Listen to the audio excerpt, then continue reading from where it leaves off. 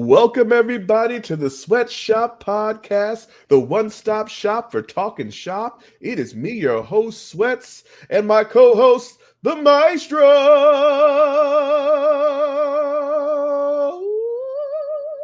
Oh, yes, sir. Bit of the octave, goddamn. Yes, sir. Yes, I did. Love Welcome. How are you doing today, sir? You know what? I am doing absolutely peachy. Wonderful. Is how it is. It's busy time of year. May is always the busy time of year. Yep. But some some good things wrapping up. Actually, I forgot to mention this off air to you. I just remember this right now. Fun little thing on Thursday. You'll be like, "Oh, I don't give a shit," but you know how much I love this. Jess and I are going to see Seal. Yeah, on Thursday in Philadelphia. I'm going to see Seal, and I am all about getting that kiss from a rose. Yes. So you better let everybody know you're talking about kiss of the rose Seal. Yes, create a face seal, not like an actual seal. Former Heidi Klum, Mr. Heidi Klum. Yeah, Mr. Heidi Klum seal. Yeah, kiss from a rose, crazy. Not like Batman Forever. Not like not like that's right. I did a dolphin. Yeah, you did. I did a dolphin instead. Flipper's not a seal. Oops, my bad. Oopsies. But yeah, I forgot to mention that to you off air. But yeah, that's okay. It's happening on Thursday. So all right. I'm going to see Seal. You know, who like, first of all, like, how often does that happen? Second of all, who goes to see Seal? Yeah. But me. I mean, and you'll find out a whole bunch of other people that will also love Seal, and I feel there'll be middle-aged women. I just think there'll be a whole bunch of those motherfuckers. As Seal would say, as Seal would say, bring it on. That's a Seal reference. Oh shit. Yeah. So anybody that's a Seal fan, they were like, "Oh, that's a great reference." But that's like all these menopause. That's like all. That's like all. Yes. That's like all four of us. That joke. Oh shit.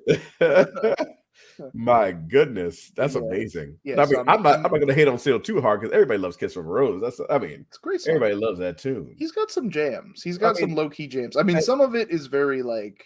I know he's done some covers of some songs that he has like. The soul stuff. The soul stuff has been pretty good. But like, I don't know much of his shit besides like, "Kiss from a Rose." But "Kiss from a Rose" is classic. I mean, that shit is gonna last quite a while. You know what I mean? And for such a terrible movie that was, like, you got to think about how good that really is. No, you can't say that. I will. I'm no, say it. I said no. It's too late. It's said. You cannot say Batman Forever is a bad movie. I will say it's not great. I will say out of all the Batman movies that have ever been in existence of Batman, that is close to the worst. I was gonna say, if you say it's the worst, I will come back. It is close to the worst, though. No. It's.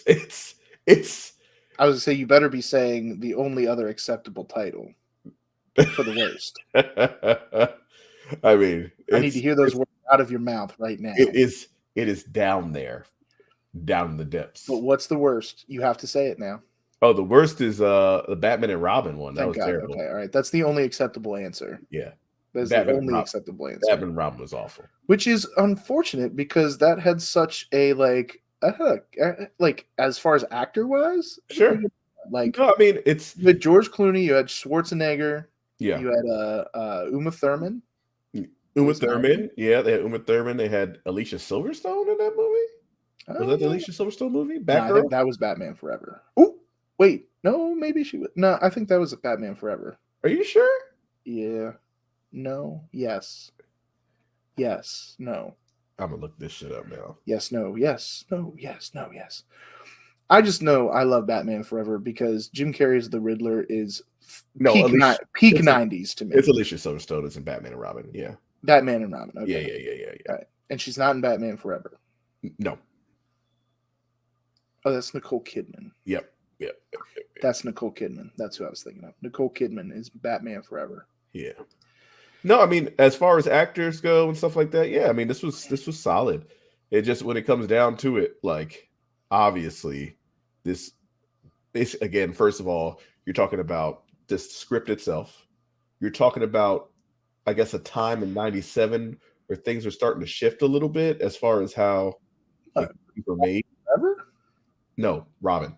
Oh yeah, okay. Because Batman and Robin came afterwards. Correct. Yeah, okay. so I thought you were talking about Batman Forever in '97. No. Like... Batman and Robin came out like in a time where things were shifting, right? As far as how movies were made and things like that. They came out with Independence Day and Twist. Like, I mean, they came out with all these big blockbuster movies, and then Batman and Robin was a big blockbuster movie, but it still had that.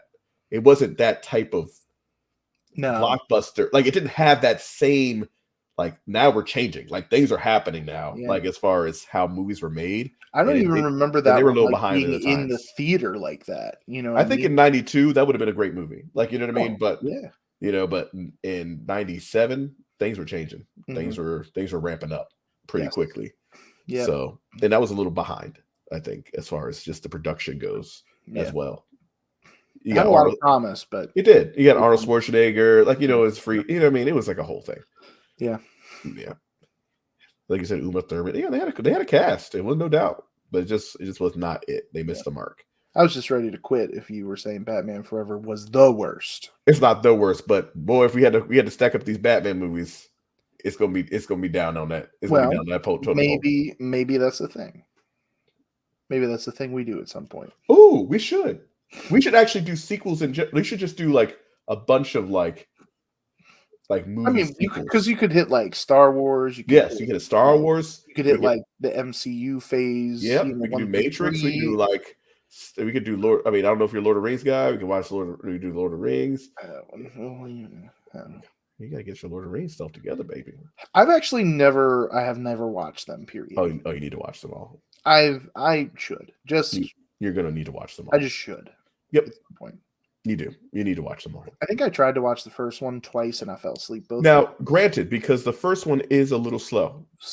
Very. It is a little slow, but then it ramps up real quick. That's what I heard, and I just never got there. I fell asleep, and all of a sudden I woke up, it's off. And that last one, The Return of the King, that motherfucker, slippy slaps. Okay. All right. I'll have to give it a try. I just have to be heavily caffeinated. Yes, you will. Listen, I watched all the Harry Potter. Oh, we can do that too. I watched all the Harry Potters, by the way. I watched them all. I don't support that. I understand, you know what I mean? And I should have gotten divorced at that point. That's what I should have known. It was the time. Okay. I did this for the cause. You feel me? I did this for the cause. And I regret it every single day of my life. But I must say, Diagon Alley at Universal Studios is amazing. Yeah, so, I mean, you can't deny the well, I mean, you don't have to necessarily like the movie to like the theme park. No, correct. Aspects of it. But I was like, ooh, that's good. I even bought myself a shirt. I got myself a little Hufflepuff shirt because I'm a Hufflepuff.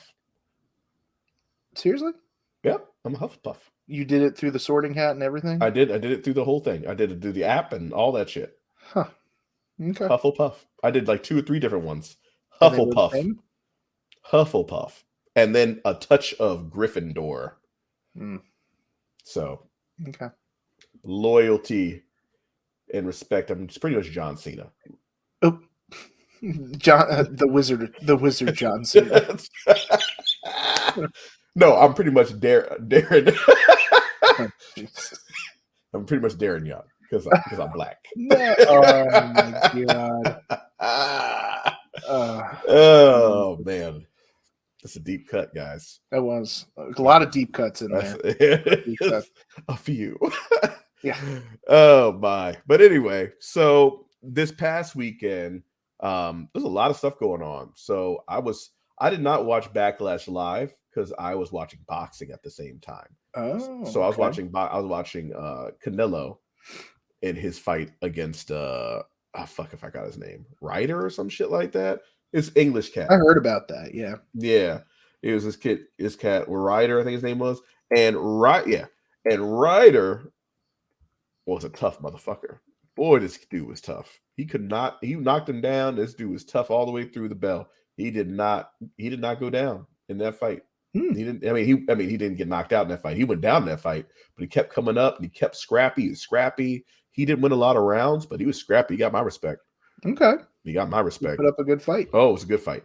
It was a solid fight, and I really enjoyed it 100%. But yeah, Canelo, I mean, and to me, it made me think like Canelo's probably lost a step or two. Canelo should have knocked this motherfucker out. Like as far as skill levels go, Canelo should have knocked this cat out. But anyway, at that time, I was watching that fight at the Sports and Social in Bethesda. That was a pretty decent time. They have some good drinks and food.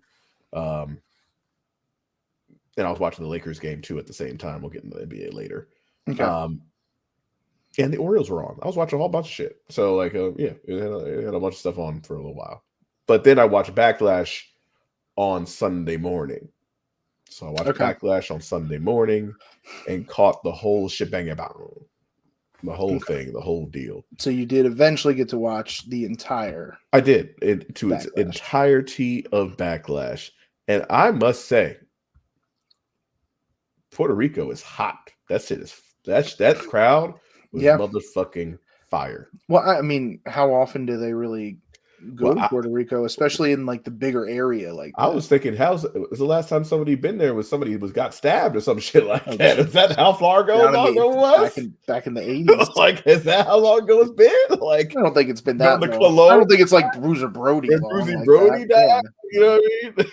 No, I know it's not been that long, but it's been a while, right? Yeah. It's like a big time. Well, especially since this was a big event. You had Bad Bunny, who's like the biggest star probably in the world. Yeah, at this point, he's like a biggest big star, artist, man, in the world. Yeah, so like I don't know a lot of his tunes, man, but he's. I mean, it's a good. I mean, obviously his stuff slaps. His stuff has a good beat to it. You know, everybody's digging it. Everybody was singing all his stuff when he was coming down the aisle and stuff like that. Like they were really hopping. But I thought overall, before we go deep dive into it, I thought overall this was a good, solid pay-per-view or what are they called now? Premium live event. Thank you, PLE. Yeah. I really thought it was a really solid PLE. Yeah, like the plea was great. Yeah, no, I thought this was really, really solid. Also, especially because, I was expecting this to be a shorter event too, and it hit that 3-hour mark, but at the same time it didn't feel like a long, like, because you know how some of those smaller shows that aren't your WrestleManias or Royal Rumbles or whatever, they try to go for the 3 hours, and it's too much. Don't you know need what to. I mean? Like there weren't a whole lot of matches, but at the same time, it didn't feel like the matches, there weren't any matches that I was like, oh man, this ran too long. Like I thought everything was well paced. I thought the timing was good with all the stuff. So like I think that really contributed to just a very entertaining show overall. Like it still carried through with some stories, but then the like the action and stuff, there were some other aspects of it too. Like you said, the crowd was absolutely hot, and they were even hot on, I don't know if you watched the SmackDown before. No, I didn't. That SmackDown before too, they were like, they're bonkers. Yeah, they were en fuego, as you would say there. So yeah, that crowd was not only hot, but it was like knowledgeable, because there were some like times in there, like when, I don't know if you noticed this, but this will lead right into the first match, when Bianca like would come out. And she was getting some boos. Yeah. So she was getting a little boo-boo. Yeah. And I don't mind it. I don't think Bianca minds it, because Bianca, first of all, Bianca came in as heel. She's a heel. Like she came in heel. Well, NXT. You know what I mean? Yeah, NXT. She came in. And I think she thrived as a heel. Well, and her whole like character wouldn't really change that much. No, it wouldn't. Almost at all. To be honest with you. Because honestly, you can take that same EST of the WWE and go both ways with it. It doesn't matter. It's just one's a little bit more like, yeah, I'm the best. Hey guys, like come with me, and the other one's like, yeah, I'm the best. You can't fuck with best. me. Yeah, like you can't even be on my level, right? Type shit. Yeah. So like it's kind of it could be a nice challenge if they decide to go that way, but I mean I feel like she is the female John Cena at this point. She is right now. Like I don't think that's going to come anytime soon. And I've heard some rumblings just in general, like, I mean, and truthfully, if these people were right, I heard, like, I mean, they don't have her in like any real feuds. Like, there's no stories for her. She's just out here beating random in the title. People. Yeah. I mean, literally just showing off, why she is the EST, showing off the athletic prowess that she has. Because like at the end of the day, I don't know, as long as she's champion, I don't know if she needs a story, because Right. that is her story. I mean, fair enough. Is being the EST. That is the story, and she's been going through person after person after person after person. I mean, you Right. look at the list of while she's been champion. Yep, she's beat who pretty she's much gone everybody. through. Yeah, like I mean, but this was a stellar match, and I love. I mean, I knew this was going to be a good match. Like, oh yeah, Io Sky. well, I was It's like, so good. I was gonna say this was like in my mind, I was like, this could be low key match of the night. Yeah, Because like I don't think Io has had this opportunity on the main agreed. roster yet On the main, to right? have this stage for And her. the time and all that stuff. No, Yeah, but in NXT, I mean, she was putting on bangers with oh, like so good, everybody. Like so good. if people just found out Io Sky now, watch on Peacock, go back to Go those back to that cock. NXTs a couple go back a couple years to NXT and and look for Io Shirai and look for some of those matches, especially like NXT women's title matches, that kind of stuff. I mean, those people who saw her on NXT or before that knew she had this capability, and Bianca stepped up to that too. Like Oh I think yeah. both of them meshed very well. Well, It was she's the getting better strength and better, versus the high flying. Bianca. Yeah, she is, because I mean, when she first started, she was very like clumsy to Right. me in the ring. She was very clumsy, and there's still like some of those moments, but she absolutely makes up for any of that kind of stuff, any of that sort of unpolishedness. Right. How we say, like, I don't think she'll ever be Bret Hart. No. She is actually more like John Cena, because Yeah. John Cena's clumsy like that too. Right. But she's not awkward. But she's not awkward. She's way more athletic. Oh, Than absolutely. Than John is. Well, yeah, Oh, absolutely. goodness. Yeah. But still, like, just some of those like little polishing things. Yeah. Not there, but at the same time, these two had just like a stellar match, and I will say this was probably match of the night. This was my favorite. This was your favorite? Okay, fair enough. This was my favorite match. I said right from the get-go, I go, this would probably end up being match of the night. I mean, I could see like other stuff here, but I really had to think about it.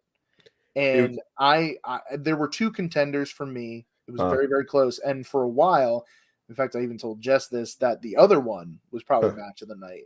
But after really, really, you thought about it? Thinking about it, I thought about it. And then when we came into this, I was like, I think this was match of the night. Mainly it depends on your criteria. Well, I think mainly because it didn't have depends on your criteria. To me, it didn't have so much of the gaga that I thought the other one. Well, let's my other candidate. Well, let's go back. Let's just continue though. Yeah. All right, because then we come to Seth Rollins and Omos. Omos, I think is Omos. Yeah. So Seth and Omos, right? Yeah. This is I'm gonna say two things. Okay. Seth Rollins out here being the GOAT, and this is what they should have done with Omos against Brock Lesnar at WrestleMania. Like, I mean, as far as the ending goes, this is the type of ending I was looking for. Not necessarily winning the match, but holy shit, it takes forever to kill this guy at the end. Yeah, and which it did. Like that. This was a good match. No, and I think Omos really stepped it up here too. In fact, I thought in the Brock match he was good too. You know what I mean? Like I thought he was fine. Every time he's getting these opportunities, I think he is also getting better and better and better. He's selling. He's taking bumps. He's Yeah, I mean, he's showing off the athleticism, which especially when you're going against guys who are clearly smaller than you, it's hard to because I'm sure he can do most of those things that the smaller guys do as far as bumping for people and all that kind of stuff. But when you're the bigger guy, you're not supposed to, or you don't want to, or else that really kind of kiboshes it. But it hurts you, but I mean, as far as this match goes, he got his stuff in. Mm-hmm. There were times, and then Seth Rollins, you saw him just fight like hell to put him away, and he still didn't put him away. It's like, oh my gosh, what would this take? I just think like you said, I think this is what they needed to do with Omos, especially if he was losing in this matchup. I was kind of hoping he would win here. Me too. Because I don't think Seth Rollins' momentum could be squashed if Omos pulled off a win here. Correct. But seeing where the landscape of things are, I understand. Yeah, I just don't want to see him. But they still built him up to be strong in this loss. They did. This is the loss. I think if he would have been back-to-back losses like this, where he just like, like he was like kicking out and doing all these strong things, and again, Seth Rollins made him look really, really good. He thought that was probably the best thing to do for this match. Yes. And he showed out and almost showed some new moves out here. Like he's doing some different things out here. He's making things happen out here, showing some of his skill set, which was really, really good. I thought it was really, really good. So yeah, it was not a sleeper match. I thought it was a good match. So and a lot of people dragged on it for the storyline, but sometimes you have to think in terms of like not everything has to be this long, right? Drawn out story. The story here was, you have this sort of David Goliath thing, and then like it's in the short term of what Seth Rollins had to do to put this giant away, right? I mean, that was your story. It didn't need all this sort of buildup. It was just sort of naturally there with, okay, we're putting these two together, and people are like, why they pair them together? It's like, okay, well, why? And then you see that this was to build Omos up to be a credible threat, right? Because even in the loss, he looked strong. Right. And then obviously we know Seth Rollins. He's capable of everything. Like we've seen the history laid out. So, like I said, if he lost here, okay. I don't think that would have killed his momentum. But when he wins, first of all, everybody loves it. But he didn't just it wasn't like, taking the Fiend and sending him to Goldberg. Right. And Goldberg just squashes him. What I mean? Like if this was Goldberg Omos and Goldberg comes in, spears him, gives him the jackhammer, and that's it. Right. What the hell does that do for anybody? What does it do for anybody? You know what I mean? But when you have that kind of thing where it takes everything, and then he does the curb stomp off the top rope to his head. And a good sell. And a good sell by Omos. Yeah. Yeah. Like, I mean, I think it helped everybody. And, it makes more sense now knowing where, because now we know where that goes, which we'll get there later. But, you see where that progression goes. I like that. I liked kind of like being like, oh, okay, that left it here. But they, WWE kind of pushed after the whole WrestleMania because everybody expected Cody to finish the story. It's like the story just began. You know what I mean? Like, and honestly, it did just begin.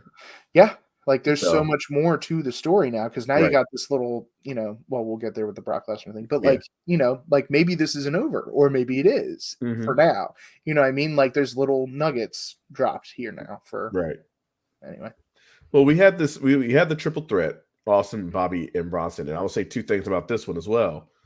One, it was a good way to show Bronson Reed's skill set. Yes. And two, it was for Bronson Reed to take that pin.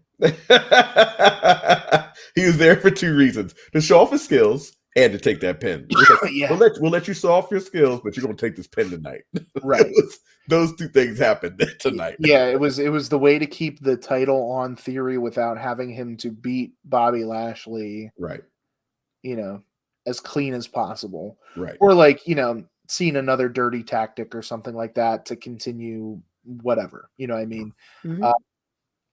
But then that also can start, some literal beef there with those two beefy men of Lashley and Bronson Reed, like bringing them into the fold of this whole, United States Championship thing. But yeah, that's absolutely what it was. But it also wasn't like this whole big thing of like Austin Theory put him out either. It was Bobby Lashley, really put him out, and then Theory just capitalized. Yeah, just capitalized. So it gives him a little bit of that heat on it. Yeah, sneaky. But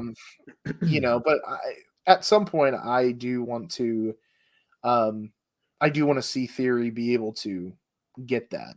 I understand why it didn't happen now, but at the same time, like, especially if he's a guy that's going to be potentially competing for this World Heavyweight Championship, like, he's still young, so he's got plenty of time to do this. Like, if they're trying to push him in that direction, it'd be nice to see a little more of that. I think his character needs to evolve a little bit more, but yeah, I agree. Like, I just think we need to. I think we need to see more of him. I think he needs to have a little. I need to have people around him, like have a little crew around him. Well, I mean, I know you didn't watch NXT that much, but when he was around like Gargano, yeah, I do remember that. Yeah, but he was more comedic there, right? So it shows the range that he can kind of like character-wise fill that, but Right. now taking that more serious character, Mm-hmm. kind of going forward there. Yeah. But yeah, otherwise, I thought this was a solid match It was too. solid. And I hate triple threat matches. Right. Now, they're some of my least favorite types of matches. Now this is one of those. This is one of those matches that they put on the card because Zelina has Puerto Rico descent, right? So they put this on the card. That's all good, no problems. And obviously, this was not the best match on the card because you have to have Rhea looking strong. And she tried her best to make her look strong. We all knew what was going to happen at the end of this match. Like we all knew she was going to lose. It's bad boy, and that's really what it comes down to. There's no mystery behind it. It was the predictability of like, when is Riptide 1, 2, 3 happening? Right. That was kind of like exactly what it was. But at the same time, I thought it did give, like, it wasn't just a total squash. No, it wasn't a total squash. She had some offense. She did her thing, and she got the crowd behind her. Crowd was behind her because they were for her. She had her. I see her all her stars and stripes and all my favorite places. Oh, so. Oh my goodness! I was gonna say, at least we're not talking about the straps this time. I got yelled at for the straps, by the way. Oh, the straps on the back. It was like you gonna talk about the straps again. I was like, maybe. Hey, the straps, and she's wearing all white today too. My goodness gracious! Sorry, Jess. Goodness gracious. Yeah. But yeah, I mean, both outfits were fantastic. They were fantastic. I did like the wing thing, like the flag that wing was cool. thing, like Buzz Lightyear kind of deal. Yeah. I enjoyed that just for like the novelty of it, and like how emotional she was. I thought that was really she was cool, really emotional. how they gave her, the time at the end, especially on screen, with the ovation and stuff like that. Because I really think she's been one of the most Zelina. I mean, being one of the most underutilized. I love Zelina. Females. She just on the entire roster. Just physically, she is so small. But like, she's Rey. She's Rey. She is the female Rey Mysterio without a mask. She's small, but she can move. I know she can move. She can move and she can go. I know. I want to see her. She can go more than half of the people that are getting. Oh, I know. She can move. She got some skills. I know that. That's why I was like, I was also low key. I was like, the women's matches are more intriguing to me than most of the other matches on this card. I was like, they actually have two pretty solid, if they're given the time and given whatever, two pretty solid women's matches on this card. Which sometimes that does not happen. Now we're about to get into this San Juan street fight, right? So we talked about it last week, and I'm gonna go ahead and double back on this one. This should have been the main. Yeah, this should have been the main. Mm-hmm. They really should have. I know why they didn't do it, but it went 30. Like, this shit should have been the main. Like, goddamn. The only thing was if it didn't deliver. I know, I understand, but you got to trust. You got to trust in Damian Priest because Damian Priest put on a motherfucking show. You got to trust the bunny. Like, the bunny did a great job, but Damian Priest, like, I mean, he's the one who made that match go. Like, yeah. I mean, well, they've been working on it for a while. For sure. And they are tight friends, so obviously this was going to make Bunny look as good as he possibly can, while also, not like totally demeaning Damian Priest in the Judgment Day. Right. But all the little surprises I thought kind of pushed over. Like, to me, this had the touches of You're saying the same thing. Yes, Sting Triple H. Yes, it was similar. 31. Yeah, it was similar. It's exactly what I was thinking about. It reminded me of Sting Triple H, except a better match. To be honest with you, yes, I thought this was a better match. But this was a better match. Yeah, but yes, this is exactly what I thought. It was like that formula. Yes, same formula, same vibes. And it came out. It really was flawless. I mean, you couldn't ask for anything better from Bad Bunny. Mm-hmm. You couldn't ask for anything better from Damian Priest. I hope he gets a push. I think. Yeah. I hope he does get a push after this because the kid. The dude, not a kid. He's older than me, but like, he's so good. Like, he's good. Yeah. Like, he's real good. He's real good. Yeah, I mean, Bad Bunny was pulling off some impressive moves. Yep, had some moves. He got a Falcon Arrow, and then he called it. What do you call it? Mitch Michael Cole. Erica made fun of me because I said he called it a Michinoku driver. I said, "This is a Falcon Arrow, man." Exactly. I was like, I said the same thing. I go, "That's not a Michinoku driver." Know your wrestling moves, Michael Cole. Yeah. I was say, why are you even calling Michinoku driver? And then right after that, Corey Graves said, "It's a Falcon Arrow." Yeah. and Erica looking at me like, "Motherfucker." Yep. Exactly. I was like, "It's like, yeah, I know I'm a nerd, but like, it's not a Michinoku." But everybody knows wrestling at all. Knows that a goddamn Falcon Arrow. We know what that shit. Well, I mean, we've seen the Falcon Arrow for right. So like that's one of the more common things. I mean, Seth Rollins does it all the time. All the time. Damian Priest does his is the Broken Arrow. Like right. it's a thing. That's the reason why he did it, because of Damian Priest doing it. Why wouldn't like it just Michinoku driver? Right. He did do a Michinoku driver though. Like, he did do one. Yeah. But that was the first But it was not the same thing. No, it was not. He did two different moves, but Michael Cole ended up calling it the same thing. I was like, no, that's not vintage Michael Cole. Don't go back to vintage Michael Cole. You know, he said he that did. vintage. He butchered. He's notorious for that. Yeah.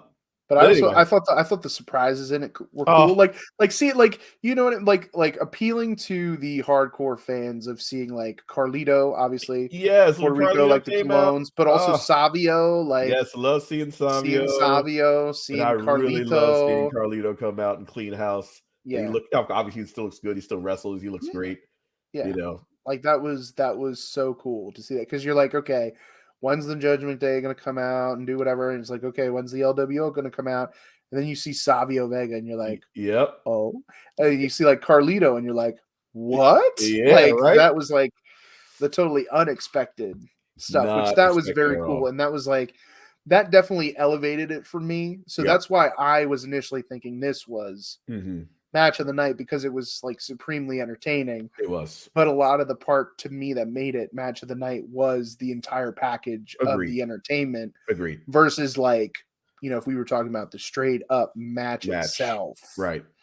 You know what I mean? Like, that's why I guess it is depending on your criteria of match of the night. Because if you include all of the stuff that happens in the match, that's not actually the match itself, like between the two competitors, you know, then this I won't argue. I would not argue anybody if they said that this was match of the night. This was my favorite. This was my favorite. But I mean, I can totally see how you think the first one was. I mean, to me, they were both great. I mean, I just like, I was also like, just like, wow, they're putting on a whole match out here. Like, you know what I mean? Like, it was not like a 10 minutes and done thing. This went for a long time. This is a match, and he looked good. And I hope Damian Priest like gets his due, because man, he deserves it. He, you know, anytime you're getting losing to like a celebrity that has no business really being in a wrestling ring, like I hope he gets his love. Well, and how Sami Zayn got his love, right? Like after he was jobbing after putting on that entertaining match with Johnny Knoxville of all people, who's not even really an athlete, right? Not an athlete, still an entertaining match. And you get Damian Priest, who like basically did the Canadian Destroyer for Bad Bunny, right? Exactly, and it looked phenomenal. And great. There you go. You know what I mean? Like, exactly. Yeah. But it was all great. And then we had the 6-man tag. Now, this was all storyline based, and I was just I loved it. Like I loved it because it was all storyline based, and it's just, again, furthering that storyline between them and making Solo look so fucking strong. Like, Jesus Christ. Yes, absolutely. It does. It accomplished, especially like, you know, where he, not only he himself, but also like, you know, Roman Reigns or whatever, establishing him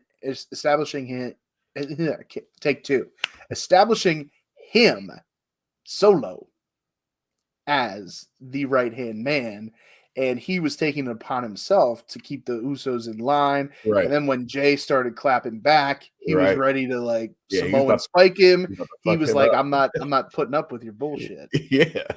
You know, so that was fun. The only thing that like kind of like not, I don't want to say degraded it, but just kind of like, Sami Zayn's always the whipping boy. Yeah. And I was just like, come on. Like, it's so formulaic, and like I understand like why because the whole thing is basically Sami Zayn's fault. But like, I mean, Riddle, I thought was like not really in the match too much. He wasn't really. And like Kevin Owens, like I don't know, like I want more out of all of them, not just like same Sami Zayn continuously getting his ass beat. Yeah. And you know what I mean? Yeah, like at least this time the Bloodline came out with the victory. They did.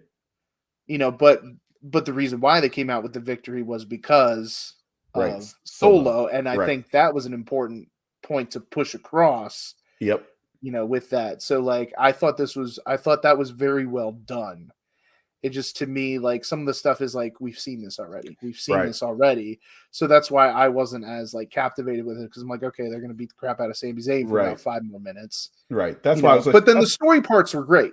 Right. That's what I said. It's more of like, yeah, I've seen the match already. This is why I was paying attention more to like what's happening with these guys on the thing. And that's kind of what I was paying attention to, and making him look super strong. And like he never talk. Like it's so funny. Like he doesn't say anything. He doesn't say words. Yeah. Like I love that. That. I love it too. I just want to see if we could get this other dude in here too. If we can get dude from MLW over here too, man. You're talking about Jacob Fatu? We get Jacob Fatu over here somehow. Oh my God. I just want to see what happens. I have no idea how they would book him in here, but I just want to see it happen. I mean, I liked I liked when they brought in Lance for a hot moment too. Yeah. It was like because I mean, he's a freak of nature too, like athlete. Yeah. I mean, that whole family is just like, I know. It's insane. You put the work into it. Like the talent is already there in their literal bloodline. It's just a matter of like putting that work in. But yeah, I mean, like you said, heavily story based, and it was entertaining for those factors, seeing that dissension. Yeah. But the match itself is like, okay, we've seen it. It's a good match, but we've seen it. Like, you know what I mean? Right. And I get, if it's not broke, don't fix it. I get it. But at the same time, like, I don't know. Especially like adding Riddle in there, I would have thought. Yeah. Maybe a little more red. Yeah. I mean, he did take the pin, so. He did. That's what he's there for. That's all you just add the new people in for, to take the pin. That's that pin, baby. Yeah. So we're at the final match of the night. Cody and Brock, and we know why they were last. I just know they should have been last in Puerto Rico, but any other place. I think we could. I think we mentioned this before, but I think we could have started with this. Absolutely. This is a starter match for sure, and I would have had no problem with how it ended and anything like that. Nobody would have said anything. Yeah, I thought it would have been a great opening. Yeah, honestly, I think it was still a nice closure moment, because, like, people wanted to see the Cody Brock thing, right? But, at the same time, I think you could have opened with this. It was just a matter of trusting Bunny and Damian Priest to put on the show that they did. So. And this is Cody like closing another show, right? So but I thought it was a story based, right? Story based match. I thought it was a good match. Yeah. It was more that we've seen out of Lesnar in a little bit. I agree. Like, I think it was like it was like getting a little bit more of the like athleticism and that kind of stuff out of Lesnar than a lot of his other matches he's had in recent memory. So I thought that was a really cool thing. Yep. And it seems like we're gonna get more. So like, I'm very curious to see where this next one goes, because there is going to be another chapter. Oh yeah, they're going to have. Sounds like they're going to have about 3 or 4 more of these.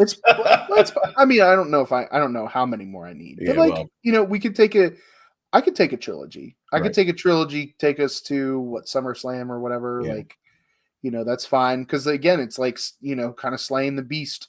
Yep, you got he's the gatekeeper. You got to get the gatekeeper out of the way. Because this one you got out. You just got out of here by your chinny chin chin, right? Yeah, so, like you were like Mario with 1 life left, and you like just slid across. Yeah, you just the flagpole. Like that was it. Like you just made it out here like that.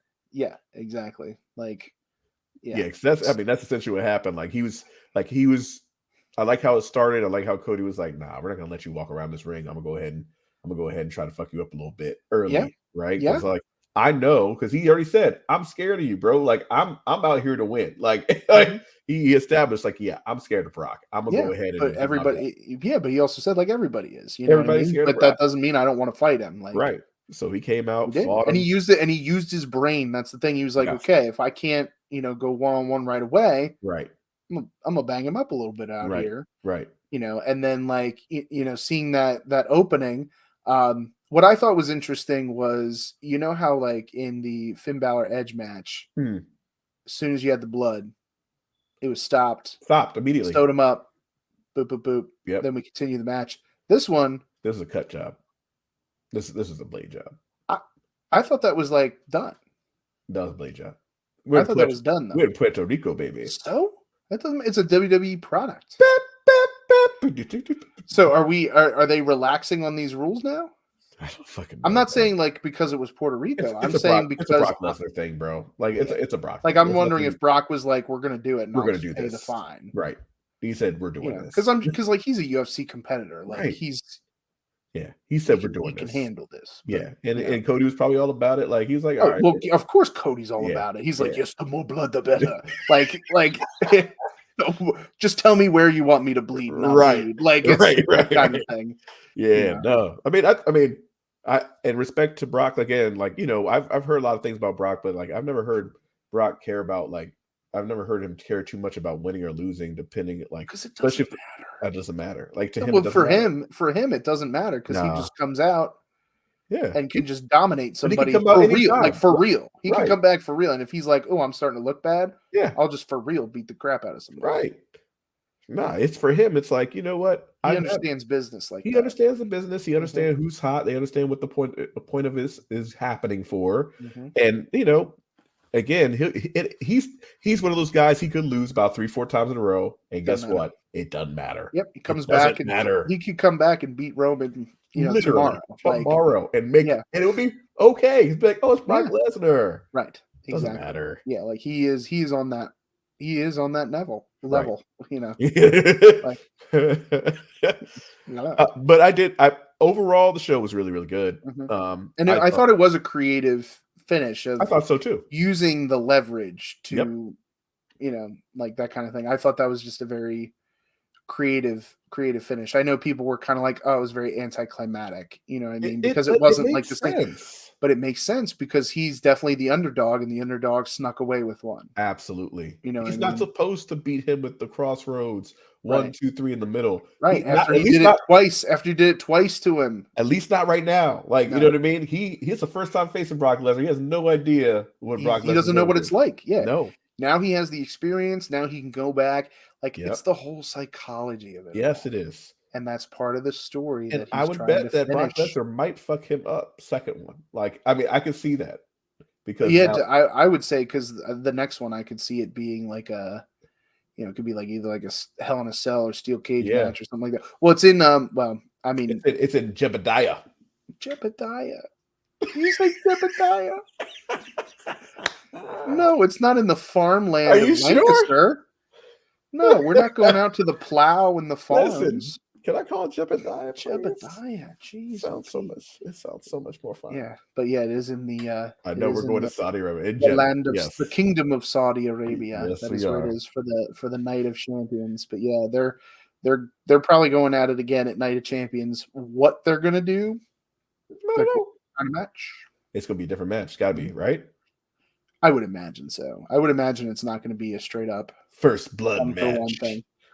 Listen, if they bring that back for this, as like barbaric as that is, I know. I mean, I used to back when it was acceptable. Like those first blood matches were exciting. Truth. Yes, they were. Because I love that first blood match. Yeah. The Kane Stone Cold one. I thought it was great because I was like, oh man, he's gonna find a way to do it, even though he's all covered, and then he didn't do it. But still, it was like, it was great. If they somehow do that, I would be very intrigued. And then the third one will be like Buried Alive or something like that. Oh god, can we? That would be perfect for Brock. Like, because Brock needs to go away for a while, so like Buried Alive. He just gets buried. Undertaker come back and help at the end for the streak. He goes, "This is for the streak," and he just like goozles him and choke slams him in the grave, and then helps Cody Rhodes bury him. Full The circle. American Badass and the American Nightmare. Holy shit! The American Badass Nightmare. Oh my god, it's a great tag team. They can win the titles. Done. Come on now. Done. I'm sold already. Done. Oh my goodness. Done. Well, now if that doesn't happen, I'm disappointed. Everything else is garbage. If it doesn't happen. I mean, listen, just call us WWE. We're ready to book now. Yeah. We're ready to make it happen. I was gonna say, Bruce, I listen to your podcast. You should listen to mine. Yeah, I got some ideas for you. I got an idea. Hey, I got an idea. How about beat everybody? Beat everybody. Take on the belt. So let's talk about Raw, and let's talk about these triple threat tournaments. It's a tournament. It's a tournament. I don't know how I feel about these triple threat matches, man. For a tournament, my dude. I hate it. Here's what they should. Okay, I'm going to lead off with this, and then we can get into like who won, who did, blah, blah, blah, blah. Something that I feel like a lot of people like when it happens on Raw, especially, but it does happen on SmackDown as well, is, excuse me, when they, like, because it's a 3-hour program, when they have those gauntlet matches that take at least an hour. I'm sorry. Before we go, I just peeked at my score. I wanted to just peek at my score for the Braves Boston game. It's already 4-0. 4-0 whom? Braves in the second. Oh, well, that's nice. Second. I don't know what the hell happened. Anyway, continue.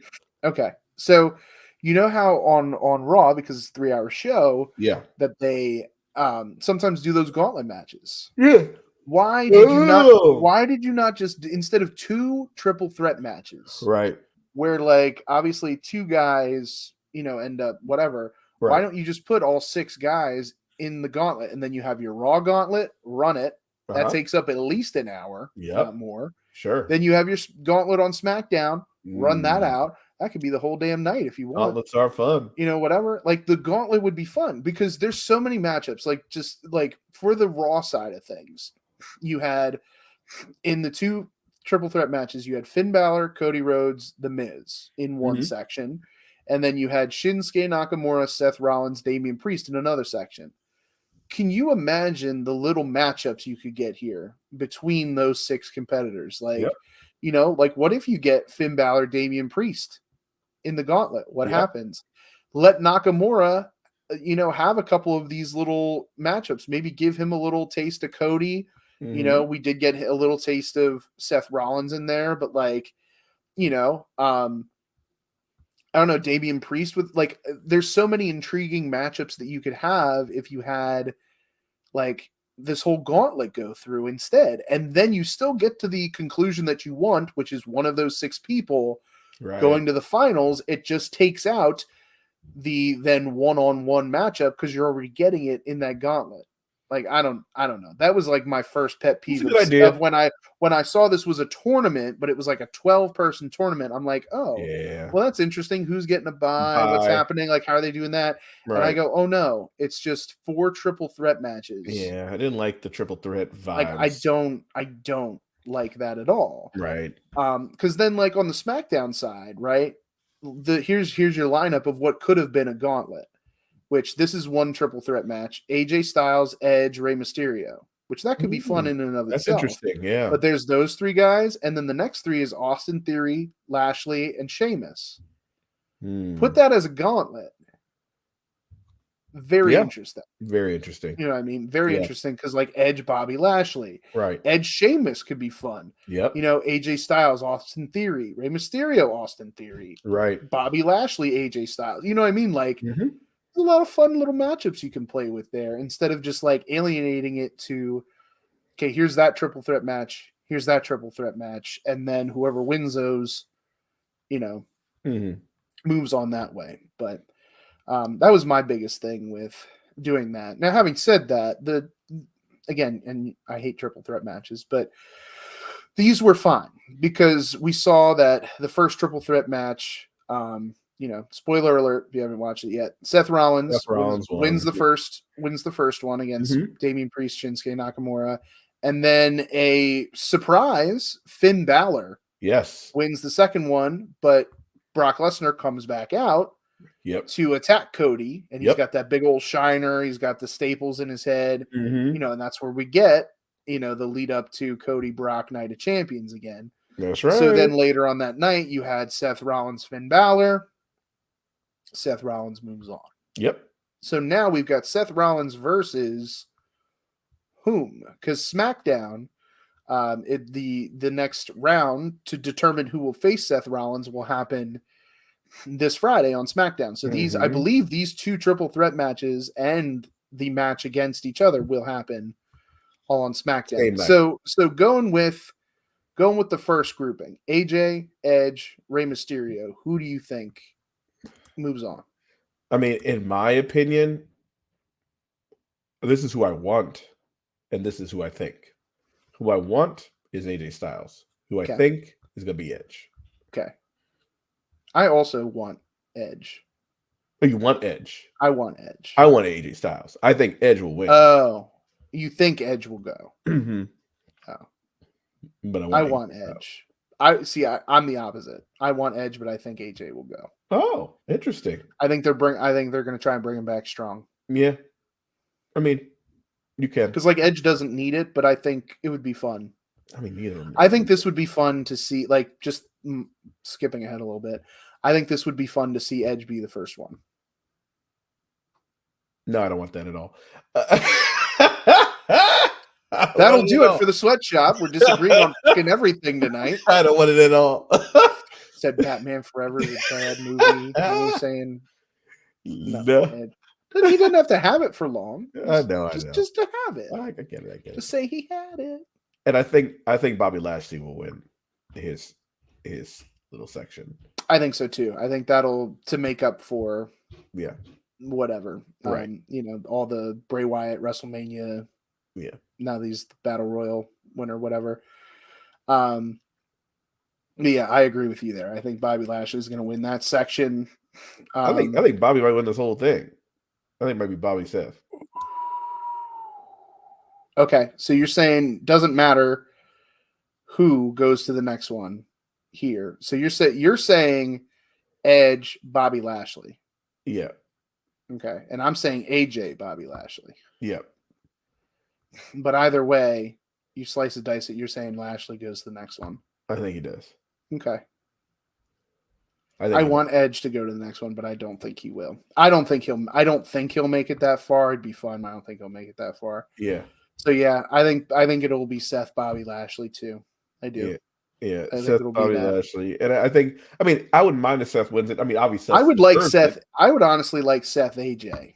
Yeah, I mean that would be honest. I would love that. That would be great. What's the last time they had a little tussle? It's been a good minute. It's been a while, right? It's been a good minute, but no, I can see that. But then out of that matchup, who do you think? Who does it? Seth or Bobby Lashley? You think Bobby Lashley? I do think Bobby. I think Seth deserves it, but I don't know where they're going with Seth. So yeah, is Seth going to run Raw? Like, you know what I mean? So I think so. I think that's why he's going to win it. Yeah, I think that's why he's going to win it, and I think that's why he'll probably go through Bobby Lashley to get it. I think it'll be a hell of a match, right? But I think this is Seth's. I think this is Seth's title to lose. Essentially, I agree with that. Like Seth this is basically giving it to Seth without giving it to Seth. Right. Seth has been out here putting in work, so I agree. He's the only one that really has not lost to Roman Reigns. So right. Far. Right. Well, we will see. It's coming up. When is Night Champions is May 27th. So about 3 weeks. Yeah, about 3 weeks from now. Okay. So they'll build that up, but we'll find out on SmackDown Friday. Yep. Because as of now, SmackDown hasn't happened.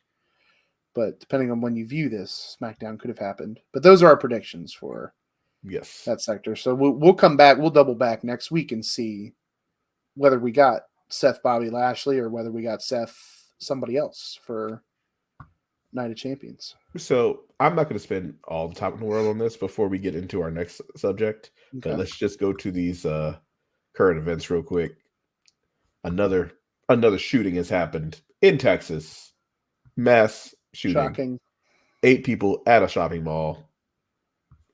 Legal purchases by neo-Nazi There we go.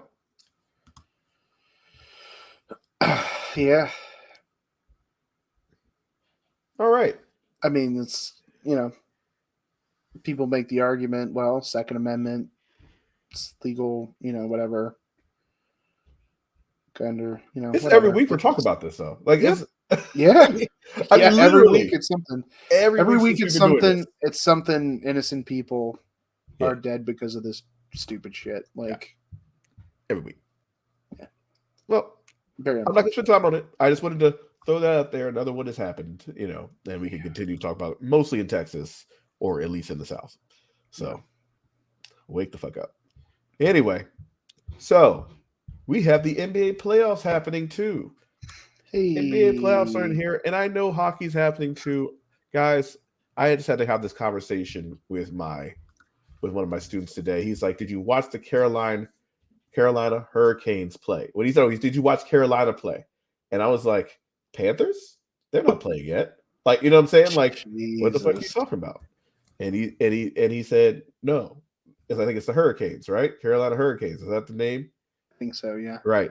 So, like, I'm like, no, sir. I said, I hate to break it to you. I watch zero hockey. I have watched zero. That's a lie. That's a lie. That's a lie. As I'm saying it right now, it's a whole lie. There was a time at the sports bar where hockey was on, and I sat there with a couple Caps games. One Caps game was on. I was looking up, and I looked down really quick, right? I looked down, and we were talking about not paying attention. I looked up. I said, "Oh, they scored. Damn it, I keep missing the scores. Because I keep missing like them actually scoring. I just see the points on the board, right?" That kept happening pretty much every single time. I rarely saw them score. They scored 6 goals, but like I saw none of them almost. Because I kept looking down, like, oh fuck, they scored again. God damn.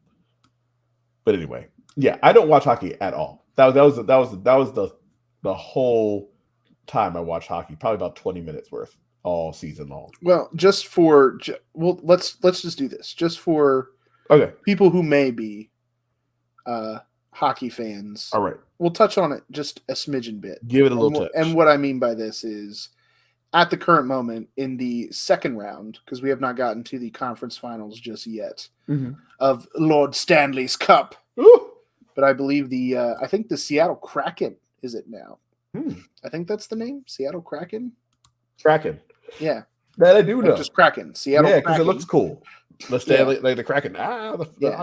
Seattle Kraken is leading 2-1 over the Dallas Stars. God, there's been a lot of changes since I last watched hockey like that. Like, I know the Flyers, and I know, like, the boring Northeast stuff that doesn't change ever. But, like, all the shit out west and, like, to the south, it changes so much. Anyway, Kraken's leading 2-1 over the Dallas Stars, going to the finals there. And then we have the Vegas Golden Knights leading 2-1 over the Edmonton Oilers. Okay.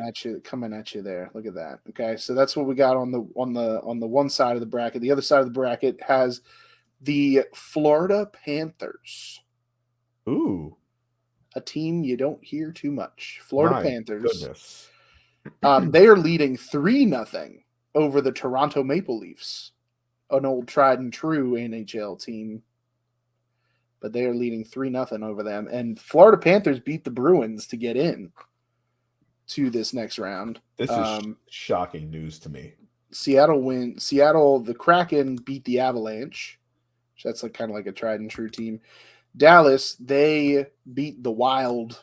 I think that's Minnesota Wild. I believe that's what that is. The Vegas Golden Knights beat the Winnipeg Jets? I think that's Winnipeg Jets, right? I think that's who the Jets are. Yeah, the Winnipeg. Yeah.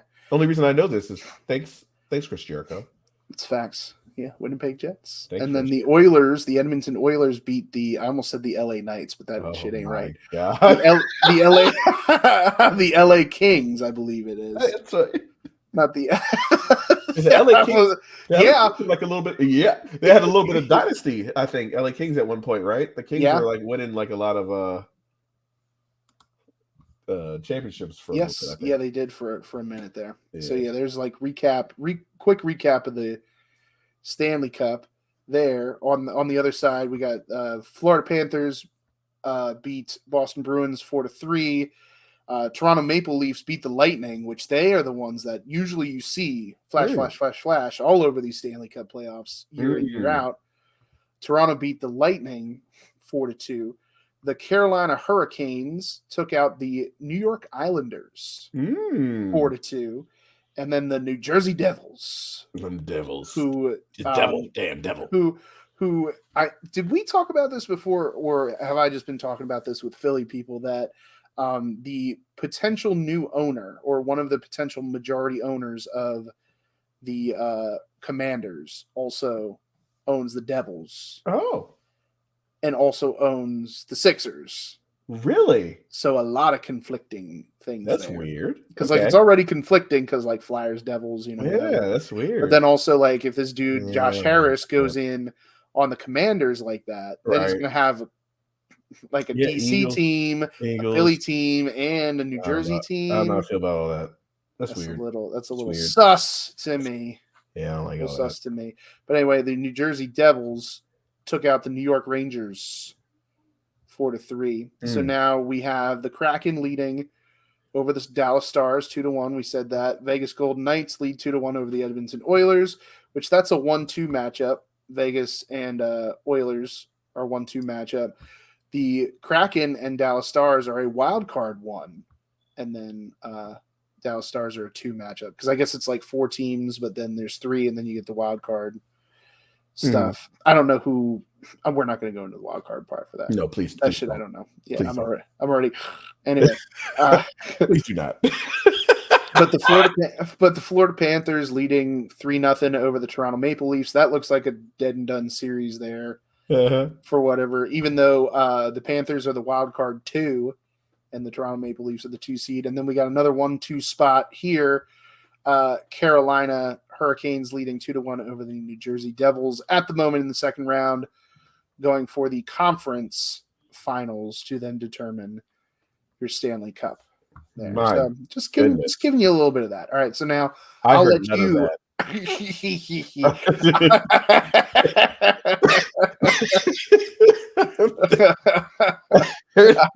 I heard a whole lot of gobbledygook. Okay, so I just want to give you some stats real quick. So I was like the Charlie Brown parents right there.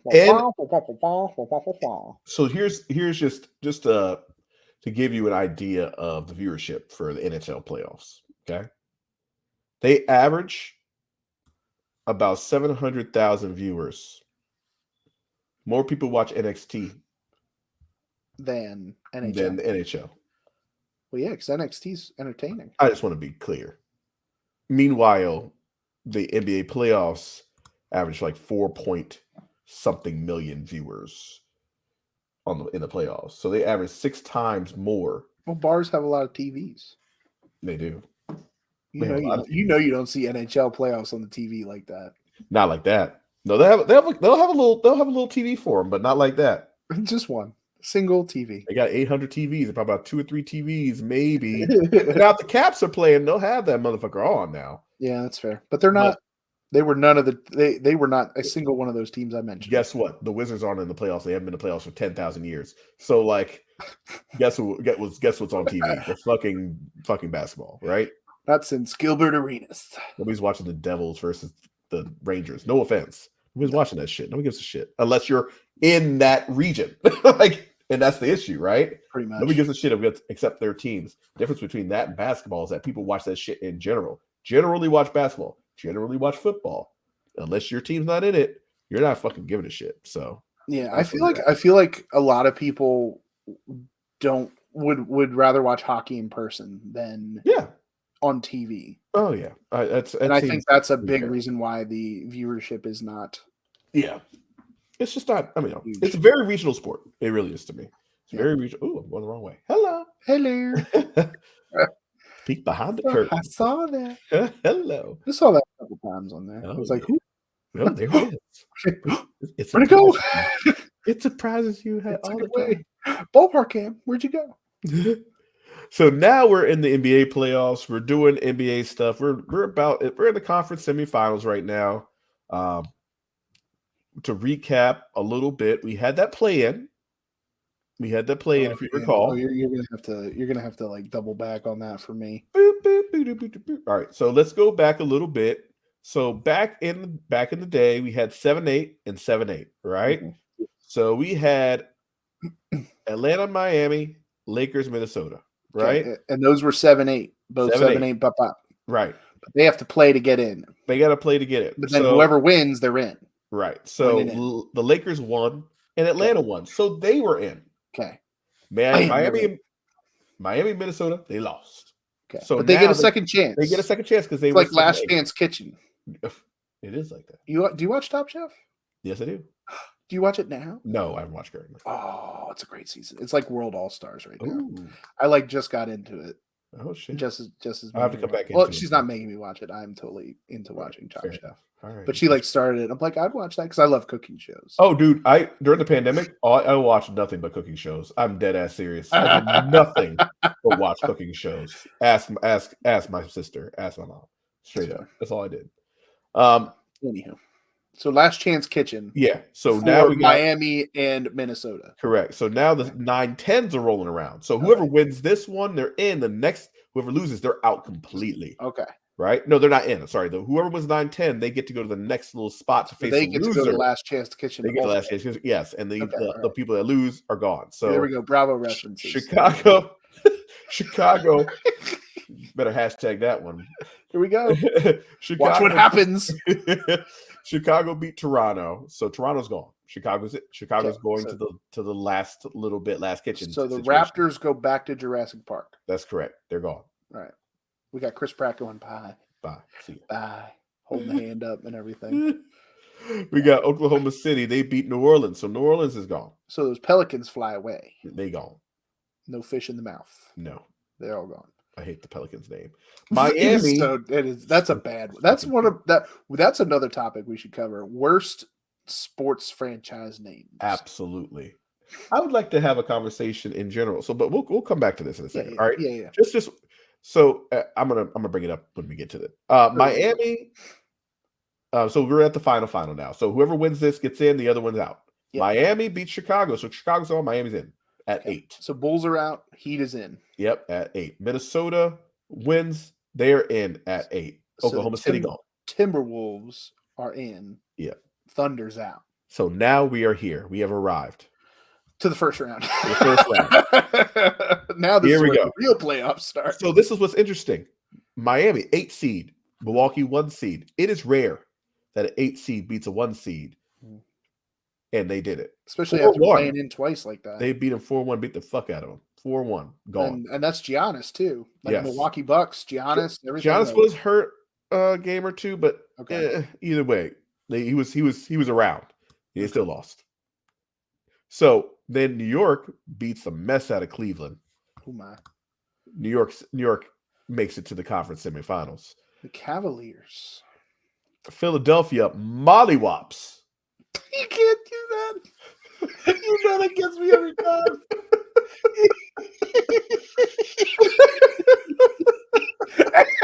Come down. Say that phrase. I don't know why that tickles me so much. But you know every time you say that phrase. Mollywops, Brooklyn. Oh my God. Well, I mean, Brooklyn's just like straight trash. Bro, they are because they fucking got rid of so Durant left and then Kyrie, they all were gone. Harden was gone. You know what I mean? Everybody was gone. They were left with Ben Simmons. Yeah, that's it. That's it. Yeah. So yeah, that was already terrible. So sidebar, so Erica did not believe Mollywop was actually a thing that existed. She thought I made that shit up. Right? I thought you did too. I thought you did. When you first said it, I thought you made it up too. I was like, why is Molly getting wet? I don't know. I don't even know where I heard it from. I mean, it's been a while, but I mean, I think it's a Southern thing. I think it's a Southern thing. And we got mollywopped out here. Oh, goodness. Oh God. Oh. The Philadelphia had an easy time with Brooklyn. Boston beats Atlanta, but it was not easy. Atlanta made it tough. Trey Ice Trey out here doing a thing. Made it really tough. Really good player, Trey Young. That's what they do. He's always doing this like he's cold. Oh, When he hits some threes, ooh, I'm shivering. Ooh, I'm shivering. I'm so cold. Denver beats the hell out of Minnesota, so Denver's in. And then Phoenix beats the hell out of LA, so Phoenix is in. Just sidebar on that one also, Kawhi Leonard was a little hurt, and then damn, name escapes. It will come to me shortly. What, from the Clippers? From the Clippers. It will come to me. I'm gonna be mad when I hear the name. Talking about Westbrook? No. But Westbrook was there. Paul George. Paul George. Thank you. George. Paul George. Yeah, he was hurt. So Paul wasn't around. So that changes the whole landscape of the series, right? So not to say they would have won, but to say it would have been a little closer. Now, if they had Spencer Dinwiddie, I don't think that would have changed. I just forgot that was the name of, like, from the Nets. I was like, Dinwiddie. Dinwiddie. Spencer Dinwiddie. So Golden State barely beat Sacramento. I mean, it went all the way to Game 7, and they barely beat Sacramento. It was upset though, because Sacramento was 3. And a lot of those dynasty guys are still there, right? Like Stephen Curry, Draymond Green, Klay Thompson. Clay's there, and they got a bunch of young guys there around there. Don't they have Wiggins too? Yep, they got Wiggins. Yep, they got a nice little squad. The squad's good. But Sacramento was seeded 3. Golden State was seeded 6. So it was an upset. Golden State won. Another upset, Memphis lost to the Lakers. They were 2-7. So Lakers were 7, Memphis was 2. Another upset. But are they upsets? Who's on Memphis? Ja. Oh, okay. Ja Morant. Ja Binks. And so there was a whole thing about the other guy on that squad, calling LeBron too old. Who, on the Lakers? On Memphis. Oh. So the guy, the dude, let me get his name. Which one? Are you talking about Bain? Desmond Bain? No. Hold on. I'm coming with it. Well, while you're looking that up, I just got to give some hometown love. Yeah, get the love. Reading, PA love. Because the Lakers right now have Lonnie Walker. Oh, proud Reading High graduate there. Okay, literally backing up LeBron James. Like, he is the second string to LeBron James right now. All right, on that Lakers team. I think he did something pretty. I think he did something in the one game the other night. Okay. He got in there and did some shit. So the dude's name is oh shit, I lost it already.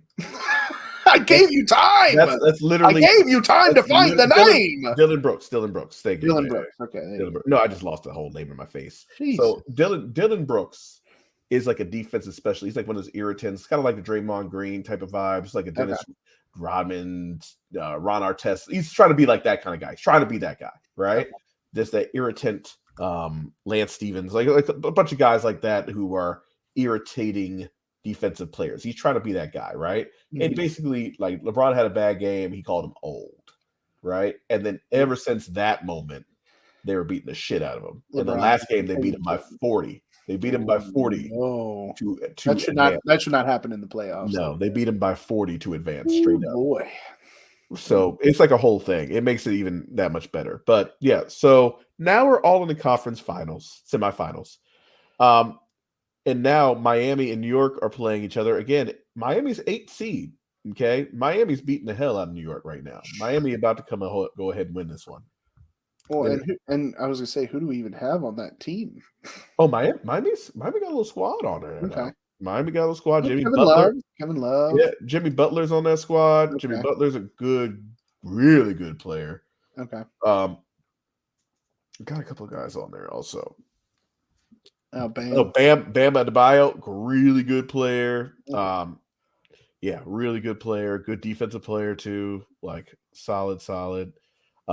I was saying, Jimmy Butler's third in point. Like, he's got like 33 and a half points a game. He's showing his whole ass lately. And in the playoffs, he does this.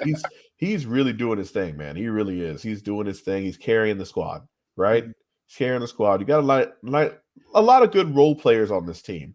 Yeah, but basketball, you can kind of do that. Yeah, you got a lot of role players, and you can be a dominant player and take over, right? So if you got a lot of role players playing good defense, doing the things you're supposed to be doing, you can go farther than you think. They got a little squad with them. It's good, it's good stuff. So that's that, and then we have Philadelphia and Boston tied up. That's Neck and tight. neck, and I they're didn't. playing tonight. Yeah, I was gonna say I didn't think watching some of those games. I didn't think Philly had that dog in them. No, I didn't think so either. To fight that, but yeah, because like that game 3 got a little ugly. I mean they were starting to come back, but it just like it didn't look great. But then they came back with it. It seems like to me, because this is kind of like the only series I've been able to watch. Yeah. It seems like when Harden's on, this team is on.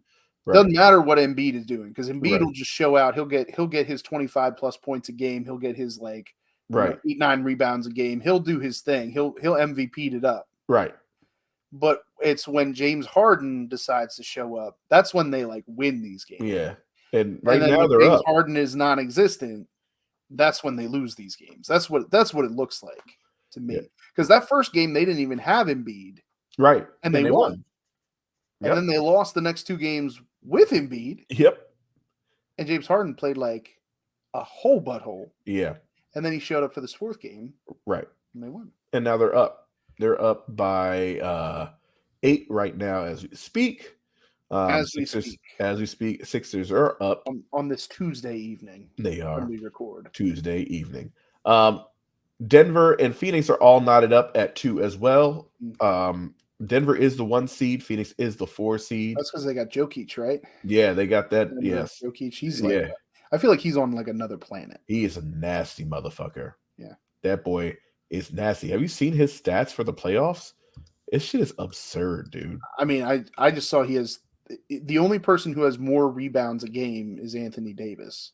Yeah. He's got he's got 13. Anthony Davis has 14. I'm gonna get into Anthony game, but Jokic has 13 rebounds, but he's also got 30 points. He's averaging 30 points, averaging 13 rebounds. Yeah, and look at his assists, man. 9 assists. That's what I'm saying. If you're looking at all playoff stats, even the people who are out, he's second to Trae Young in assists per game. He's second to Anthony Davis in rebounds per game. He is really 5th, but 4th in points per game. Right. It's nasty. He's doing stupid shit right now. He must be strong because he's probably carrying that entire team. Yeah, he's carrying them. They got a couple of players on there, but he is so good. You know what I mean? He's just so good. And that's why people are always like, oh, okay, Joel Embiid won the MVP this year, but this dude should be winning it every year type vibes, right? Because he's out here always killing the game. Yeah. So you could give it to him every year. Kind of like a Mike Trout. Yeah. It's like Mike Trout's always in the conversation. Absolutely. Or an Aaron Judge is always in the conversation, but some years you do have those guys. It's like, oh, hello, you came from nowhere. Now Phoenix got the squad. Phoenix got Devin Booker and Durant, Ayton and Chris Paul still there. You know what I mean? They got a little squad, but the rest of their depth is not great, right? They got a good 3, 4, 5 players, but their depth isn't strong. So they're going right off these front 2. Booker and Durant are the guys carrying the squad points wise, right? Mm-hmm. And then you still have Chris Paul there, and then Ayton is still a strong center. He's not the best center, but he's a strong center. So you have these guys here. Again, just depends on how it shakes out. Depends on if these top 2 scorers like Durant, who came in halfway through, right? Mm-hmm. Yeah, he's one of those guys that can change the game. So. Well, now that now that he left the Nets, hopefully maybe he has that fire under him to actually be like, hey, I made the right choice. I left. You know what I mean? So left. Here we go. Now we're so we're gonna get into these Lakers and Golden State for a minute, but I have a question for you. Okay. I just thought of this, I think yesterday, or maybe even today. I'm not even sure. I said, why is Golden State the only team I've ever even heard of with the name Golden State? It's not even a fucking city. Yeah. Well, it's just the Golden State. I know, but nobody else has that name. Everybody's named after a city or at least a state. I mean, maybe because you think of how many California teams you have. Just even look at the playoffs. There's already 2 Los Angeles. I understand this, but I guess what I'm saying is I'm not just talking about NBA. I'm talking about NHL. I'm talking about NFL. I'm talking anywhere. About MLB. Everybody has a first name, state, or like city. A city. Yeah, it's like a city. Yeah. But Golden State seems to have a reprieve. But Golden State's been around for a long time. Like that's not a new team. School. Yeah, that's not a new team. So I'm like, what happened? What happened there? Because now this is going to be the dumb NBA fan.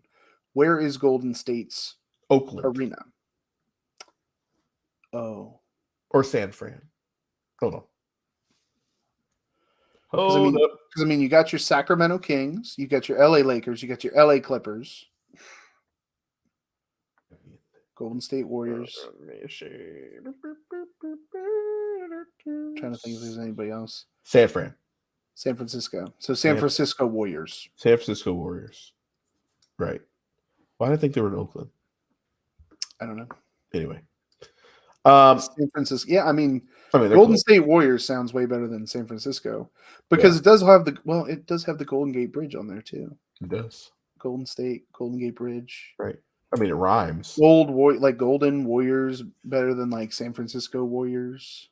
Right.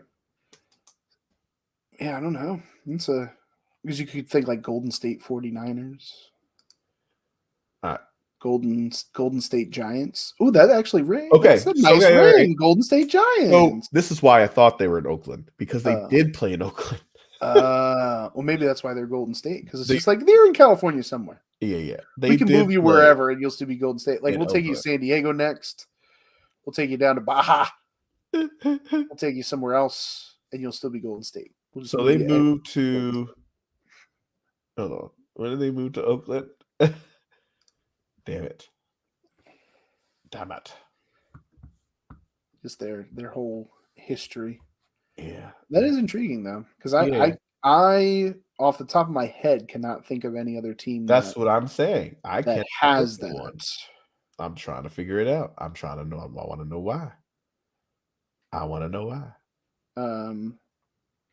Yeah, because even like the Canadian teams, you think in like hockey. Yeah. Like Montreal. Right. Quebec, but it's in Quebec. It's in the province of Quebec. Right. The Winnipeg, Manitoba Jets, like that kind of thing. Right. Edmonton, Alberta. Right. The only reason I know this is because of wrestling. I don't know shit else about Canada. To be honest with you, it's all about wrestling, baby. That's it. Get it together. That is. The same. Yeah, that's how I know my Canada, man. I'm telling you. That's how the Rhino got the me. Rhino, fucking Rhino. my terrible Stu Hart impression. It's like a Rhino. You got the Winnipeg Jets up there. The Golden State, just fucking call them Golden State, I wasn't tripping. Okay, good. I thought it was crazy. All right. Yeah, officially moved to Oracle in Oakland and changed. Okay. Yeah. Okay. All right. Very good. The Warriors left Oakland and the arena Oracle behind in 2019. So it was literally like. Okay. That's why I was tripping. I was like, they were in Oakland. Now they're in San Francisco. They were in Oakland forever. Yeah. Okay. Okay. Good. So LA's been doing their thing, right? So LeBron is feeling good. Anthony Davis is feeling good. And they have a nice little supporting cast. So every now and then somebody will like pop up and have a good game. Mm-hmm. You know what I mean? Like somebody like, oh, so-and-so had a good game. Oh, so-and-so else has had a good game. And every game, somebody new is kind of like popping up and like becoming the dude, right? Mm-hmm. For whatever game. Yeah. So if I'm looking at their stats just overall in the playoffs right now, it's LeBron, Anthony Davis. And if you notice, the scoring is way more even than any other team. It's 22 points a game, 21 points a game, 15 points a game, 14 points a game, 12. Like it's pretty even as far as, points are concerned. Right. Mm-hmm. So it's like a whole team effort. Really. It is more of a team effort. Now, having said that, just off the look of their roster and their squad, it doesn't look super strong. Like they honestly have no business winning any of these games. Mm-hmm. Like they have no business beating the Warriors straight up. I'm gonna be honest with you, but yet they are, right? And it's because LeBron James, he takes over a game. He's still doing LeBron stuff. He's not LeBron of old, right? He's not going to score you 30 points a game. You know what I mean? Can he do it every now and then? Sure. But he's not going to do that. Right now, he's averaging 23 points a game. It's not like prime LeBron when he was doing it My God, single game, night in, night out. No, he's still getting a double-double. He's getting 22, 23 points a game, 10 rebounds a game. You know what I mean? Anthony Davis, 21 and 14. This is the funny thing about Anthony Davis. I love saying this thing over and over again, but they'll show a stat line for Anthony Davis, right? So Anthony Davis had like 20 points, 10 rebounds, 4 blocks, and in my head, I was like, and like 5 fall downs. This motherfucker is a goddamn giraffe. He falls down all the goddamn time. Like, why are you 7 foot and falling down all the time? You have no business to be on the ground that much. This is why he gets hurt all the time. He's out here on the floor, flopping all over the place. Get your big ass up. I never saw centers fall as much as this dude does. This dude just falls all the damn time. It makes no sense. I'm trying to figure it out, but it makes no sense. No, he's hurt all the time. Oh, okay. I didn't know. No, this motherfucker hurt all the time. If he was doing the soccer method and flopping all the time, you know, if it was working or not. He's too tall to fall. It hurts. Like, he's too tall to fall. He's 6'11", 7 feet tall. I never saw Patrick Ewing, who's about the same size as Anthony Davis. Patrick Ewing never fall down on the ground and shit. Like, I never saw this dude Patrick Ewing on the ground. That made no sense. Like, I'm telling you, they're probably the same size. He's just straight athleticism. Showing his athleticism that he can flop. He can flop with the best of them. Patrick Ewing, 255, 7 feet. That's how much he weighed. But it's Anthony Davis. What are you, Anthony Davis? I'm curious. 6'10", 254.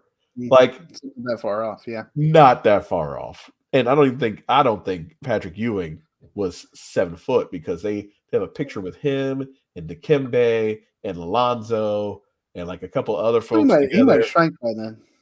That motherfucker. Shit. Not then. Ewing was still youngish by that time. Okay. Yeah, he wasn't super old then. Ewing, was it Dikembe and Alonzo? Because they were all from Georgetown, right? And they have like a whole picture together standing next to each other. And it's like, okay, you're not really that tall. Okay. Yeah, there it is. Yeah, because Dikembe, yeah, there's the whole picture there. But you can see the height differences. It's funny to look at, actually. Because Lonzo was, I don't know if you can, I have to send you this picture. Yeah, you're going to have to. I don't know. Can I send it on the private chat? Can I work drop it in there. Drop it in there. See if it I'm gonna drop it in the chat. I want to show you because I want to see this picture. This is wild to me. This Patrick Ewing picture. You know what? He's probably like 6'11", but I want to show you Alonzo. Right? Look at Alonzo Mourning. Okay. All right. Alonzo Mourning. Height. 6'10". Look at him. And look at Patrick Ewing. And then look at Dikembe. Okay. Hold on. Let's see. All right.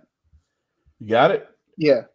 There is no way on this earth that Alonzo Mourning is 6'10". There's no way. There's no way. Look at that. Yeah. I mean, unless he's shrinking. No way. I'm saying unless he's shrinking by that point. No, because or they're using WWE heights. Yeah, well, might have been that, but like, there's no way he's 6'10". He might be 6'8". Yeah. He's 6'8" in that picture, but he ain't 6'10". But it's funny though, like the height wise. About now, Alonzo. I mean, Patrick might be that tall, but I think Dikembe was about 7'1". But like all these guys, like they would have those heights inflated anyway. But the whole point is this: they're about the same size. Dude's about the same size out here. Yeah, and it's crazy to me. Like he's flopping all over the place. Patrick Ewing wasn't flopping all over the place. Like it's not a thing. That's not a thing that was happening. So like I don't understand. I really don't. But anyway, Lakers are up, and I'm interested to see if they can close this one out because Golden State is a different team than say New York.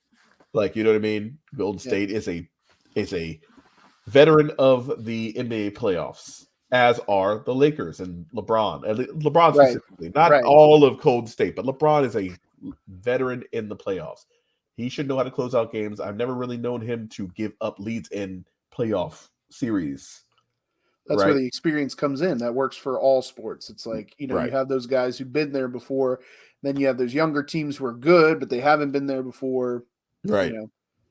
Getting that all figured out. So, like, that can definitely be a deciding factor. Yeah. So, I mean, right now, I mean, as it's looking, it looks to be very interesting because we got a lot of, we only have one number 1 seed left. Mm-hmm. And everybody else, besides Boston, we got a 2 seed left. Besides that, everybody's like pretty much on the lower end. Ooh. So it'll be interesting to see how that kind of shakes out if it does shake out that way. Yeah, for sure. Yeah. So, haven't said that. Well, I was gonna say. So, who do we think? Who do you think's moving on? I think. I mean, if I'm looking at it right now, I'm thinking Denver. I'm thinking Miami. Okay. And I think Denver's going to win the title for the first time ever. So you think so? Okay, so you think Miami? Obviously, they're up 3-1 on New York. You think they're going to take that? Yep. What about Philly, Boston? I think Philly might win this series. Okay. All right. Yeah, I'm kind of on that wavelength too. Yeah. So I think if Philly, we get a Miami, Philly. Then obviously you said Denver over the Suns. Yeah, and I think the Lakers are going to win. So I think Denver is going to beat the Lakers. Yeah, and I feel like Jokic is just he's on a different planet. Like that would be a nice, interesting thing though. I think having a dude like LeBron against dude like that, see how it plays out. But then Miami, Denver, and then Jokic gets his That's how I see it playing out. But he gets his title. Yeah, I think he'll get the title. Okay, because I think they're at that level right now where they're about to go over on that, like make that hump, and then Denver, it'll solidify his legacy, right? Okay, as that guy to make things happen. But yeah, I think, I mean, again, I haven't been watching basketball as closely as I had been in the past, but I have been watching a little bit of these playoffs, seeing how some of these teams play. So just seeing how they play. And it's all about matchups, right? So, like, I have to look back at some of them to see how many times Lakers and Denver played, how their matchups went, what the in-season numbers were. Yeah. Right. So, I don't know how their series went during this regular season. I can look at that up real quick. Denver Nuggets. Well, while you're doing that at the moment, we're nearing halftime for Sixers Celtics. They're up. 76ers are up 10 on the Celtics, 56-46, with about a minute to go in the second quarter. So as it looks like right now, it was an even matchup. Interesting. So it was Lakers 1-2, Nuggets 1-2, but they were all early in the season. They have not played each other since January 9th. In a long time. So it's been a long time. These teams are not the same as they were earlier in the season. So hard to say, honestly. But having said that, we are here. It is time. It is time, because that team is not the same, not near the same. The Lakers team specifically is not near the same as it is now. It is not near the same as it is now. So it looks totally different at this time. Actually, matter of fact, at the time, the Lakers were 12-16 and the Nuggets were 17-11 at that juncture in December. So yeah, the matchups are interesting. It just depends. The Lakers have been hot, so I could be wrong. Lakers could take it all the way, and LeBron wins his 5th title or 6th title, whatever it is, and then he really cements his legacy, right? Like, as I say, I feel like enough people are still making that argument that he's not the GOAT. That he's not. Whatever. He's not the GOAT. Even if he keeps winning these titles, he keeps going everywhere winning the titles. It does not matter, and I'll tell you why. Because again, it's the eye test. When you watch guys play, like it really. When you watch, I've watched LeBron, I've watched Jordan. I respect LeBron. I'm not a LeBron hater, any shape, before in fashion. It's just not the same. Oh, it's not the same. But can you argue that the game may have changed or not? Absolutely. No, I think the game has changed tremendously. I don't know if that would be towards Jordan's. I think Jordan would destroy this game. Like, I mean, I think Okay. Jordan Like if you put Michael Jordan in there now, in his prime, you think he'll just like tear shit up, destroy this game because there's no defense. Oh yeah, you're right. There is like he would be averaging about 50, and the thing, and this is why they only play D against the 3. He is not a 3-point shooter. He shoots mid range, and there's not a better mid range shooter in the history of the NBA than fucking Michael Jordan. Michael Jordan is a mid range shooter, and he shoots it at 50%.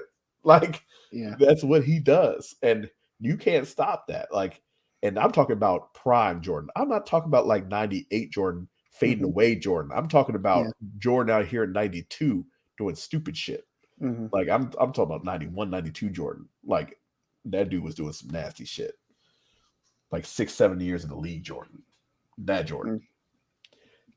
Like that's against prime LeBron. Like I would take Jordan 10 times out of 10. That is one thing I've noticed too, of like the limited amount of NBA games I've watched, is that like everybody's going for the 3. Like there's not a whole lot of, just driving in the paint anymore, and like, taking the dunks, the layups, all that kind of stuff. It's like you try to get your team in the best position to shoot a 3, and then if that really doesn't work, then that's when you like somebody just finally tries to take it in and get fouled or something like that too. Like it's not even like trying to go for the clean 2. Right. Like you rarely see somebody go for that, just like they're in that, like you're talking about with Jordan, in that mid range, just like boop, I'm inside, boop, and just sink it like that. You don't see that.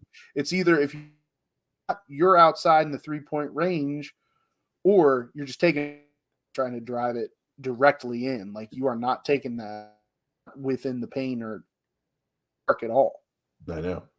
I just want to let you know that you were about to disappear on me again. I thought you were freezing on me. I thought the internet was going to die out here. You disappeared? No, I thought you were. I thought you were starting to freeze on me. I said, "Oh shit, this motherfucker!" Could you still hear me? I could hear you. Oh, okay. I would say my end's okay. No, I know, but like it was funny. Oh, no. But anyway, we could get that whole conversation another time, for sure. But that's about it for this week. We're thinking of some other things to think about. We could talk about that Batman and Robin next time, maybe. We can get. We can either do that next time, or we could do that when there's, let's see what next week brings first. Okay, because maybe that can be something if there's not like a whole lot to not a whole lot to talk about next week. Maybe that's something we chuck up in there, but. Sometimes there's lots to cover, like a lot of shit happens. Sometimes there is. But then like this week, we're kind of, to me, this was like a little laid back week. Yeah. You had the Backlash recap. Yep. You just touch on the NBA playoffs a little bit. That's still going on. I mean, we even hit the NHL playoffs, which like, I think that's the first time we ever actually talked hockey. I'm going to be honest with you. Like, I still haven't talked hockey. That's fair. Yeah. You literally just sat there while I ran through what happened with zero analysis whatsoever. I was sitting there cross-eyed. I said, we still ran through it for the people who want to know or who are curious. They are curious. Could I tell you a player on those teams? I couldn't tell you not one. Probably not. The only person I know that's playing right now, and I still can't even think of his name right now, and he plays on the Capitals. Ovechkin, thank you. Yeah. Exactly. I couldn't even think his name off the top. But if we said Ovechkin, I'm like, yes, I know him. He's old now. But he was great. And Crosby. There you go, Sidney Crosby. Those are the 2 players I know. Fair enough. And they're all-time greats, right? I believe so. Yeah. They're at the all-time great level, I think, like at this point, right? Yeah. They're on the LeBron James. Yeah, they're teetering the legend status of like they're on the legends sort of thing.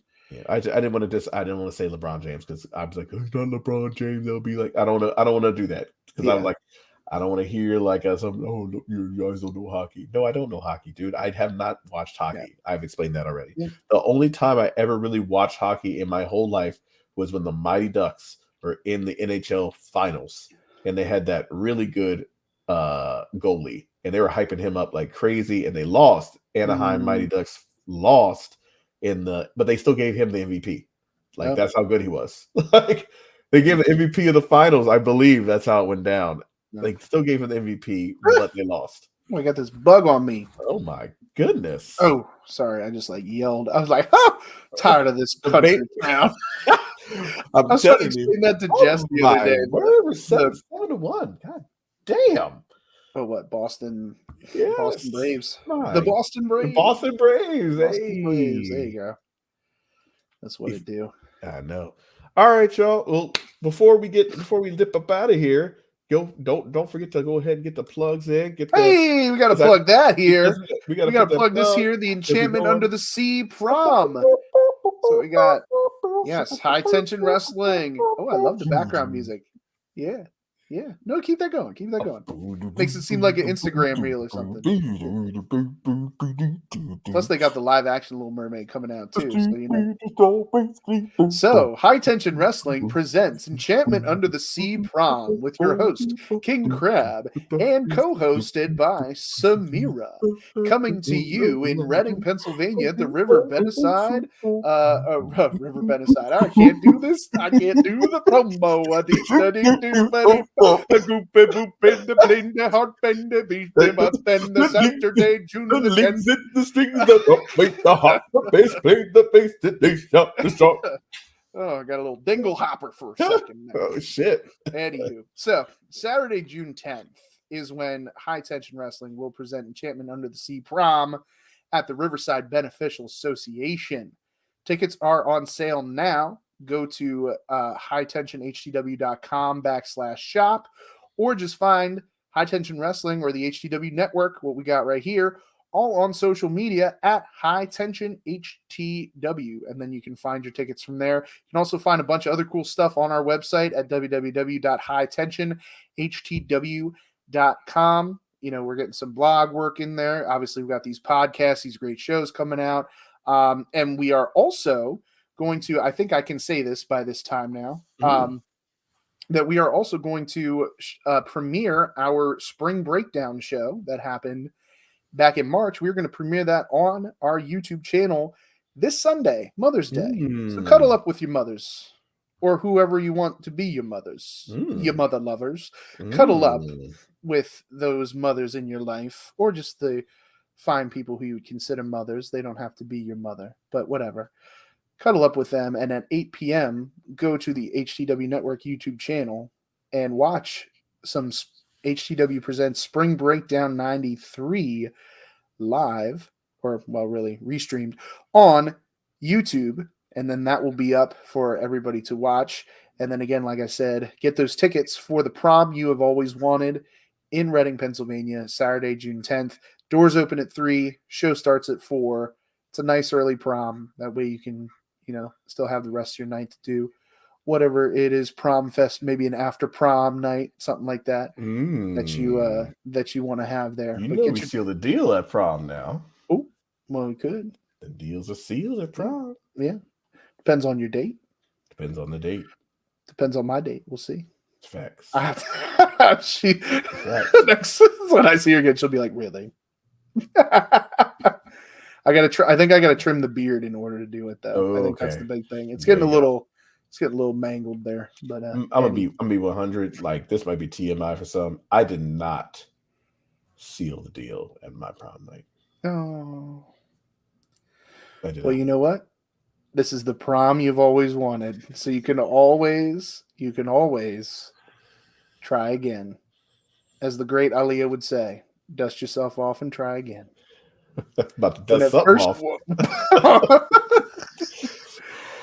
Like those just get a pair of the Rhea Ripley straps. And then shit. Oh, man. Yeah, so that's it. And then, you can follow us on social media too, putting out at the Sweatshop Pod, putting out our social media there across all the different platforms, putting out our reels and things of that nature. You can follow me, Maestro, at Maestro A. Scott. You can follow my boy Sweats over here at E. Jacob Music on social media. Get at him for his, less than favorable opinions about Batman movies and everything like that. You can definitely add him for that.